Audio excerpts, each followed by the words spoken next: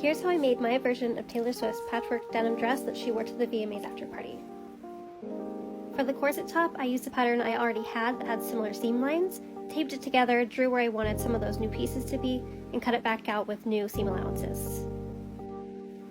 I'd hoped that I'd be able to make this with a few of the pairs of worn out jeans I already had, but definitely did not have enough, so one trip to the thrift store later, I cut them open and cut out all of my pattern pieces. I'm trying to make sure to stay as close to on the grain as possible, and also trying to make each piece match the color of the pieces of Taylor's dress. Starting with the corset top, I pinned all of those bottom pieces, sewed them all together, and pressed them really well. Once all of those pieces were done, I did the same thing with that top piece. Then I did the exact same thing again with my lining and a layer of fusible interfacing. The straps are just two 9-inch pieces from some black stretchy jeans that I folded over and stitched together.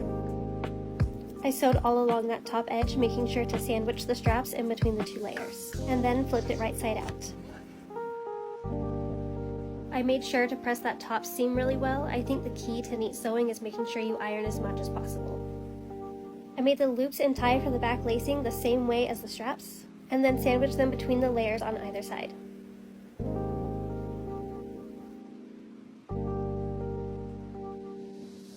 Now I'm pinning along my seams and stitching my boning channels.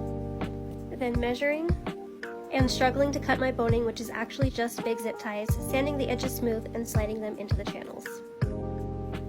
Theoretically, the skirt pattern is super easy. Each piece is just a rectangle that's 3 times the width of each pleat, plus seam allowance. Then I laid each skirt piece out in an order that I thought matched Taylor's skirt the closest, pinned them together, sewed, sewed some more, ironed, pressed, ironed again, and serged the edges.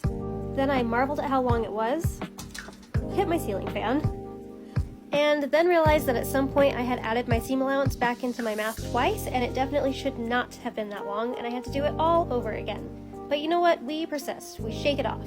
And then we fold and iron the pleats, and it looks so pretty that we don't even care anymore. Once that was done, I could finally attach the top to the skirt. I made sure to serge this edge nicely because it would be visible from the inside. Also marked and stitched 2 inches down on the edge of each pleat. This really helps them keep their shape and just look nicer. Then I sewed in the zipper, laced up the back,